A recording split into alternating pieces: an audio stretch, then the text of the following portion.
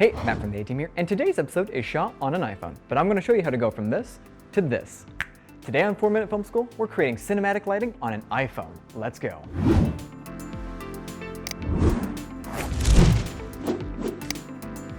So what's the difference between the camera on your phone and a typical cinema camera? Phone cameras are getting better and better, with higher resolutions and frame rates becoming more and more common, but can you really get a cinematic image with just your phone? One major difference with cell phones is depth of field. Sensor size is sometimes related to resolution, but one thing sensor size has a big effect on is depth of field. So with phones, it's much harder to achieve that cinematic shallow depth of field. Cell phones also have a very wide lens. Wide lenses make it harder for you to achieve that cinematic composition and shallow depth of field. Another big difference is dynamic range. This refers to the amount of information a camera can record between the shadows and its highlights. Cinema cameras have a very high dynamic range. Phone cameras, on the other hand, typically have a very limited dynamic range. There are still ways of achieving cinematic images. We're going to show you how to shape your light to get the most out of your phone's camera. So for today's episode, we're skipping the red camera and going straight with an iPhone, specifically the iPhone XR.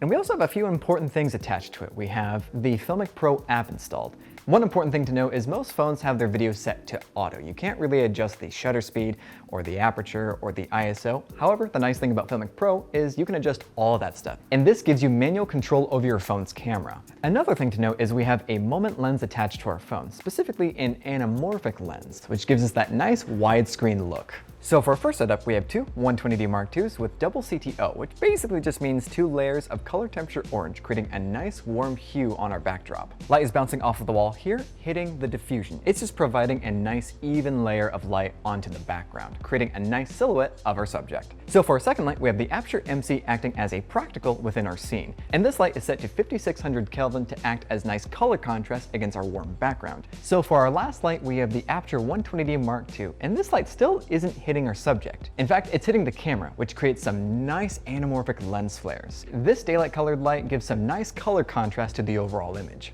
Phones don't really have a wide dynamic range, so what we do first is set your exposure on your phone.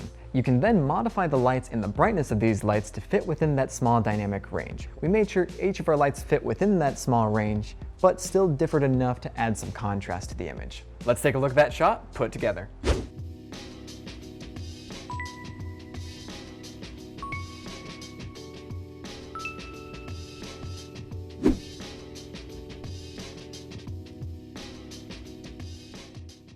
Now on to our second shot in our scene, we still have the 120D Mark IIs creating our book light, now casting light onto our subject because of the different camera position. For our second light, we have the 300X set to 2700 Kelvin to emulate the same warmth coming from the window. One thing we noticed was the opposite side of the face was a little too dark, so we added this light, which was set to 15%, and that was just enough light to fill in those shadows. Moving on to our third light, we have the Mini 20. This light, the book light, and 300X create an interesting key light, combining both the specular highlight and slow fall off. Similar to the MC, our 120 Mark II is doing the same exact thing. It's flaring the camera, providing a nice anamorphic lens flare. And now let's take a look at all that put together.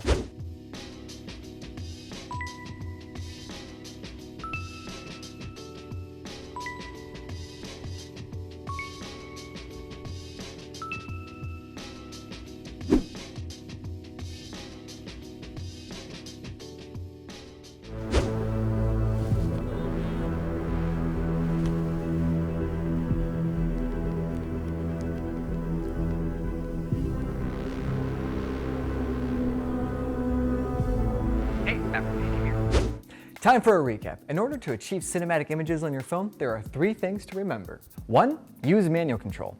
Using a filmmaking app that unlocks abilities on your phone will really help you get the most out of your camera. 2.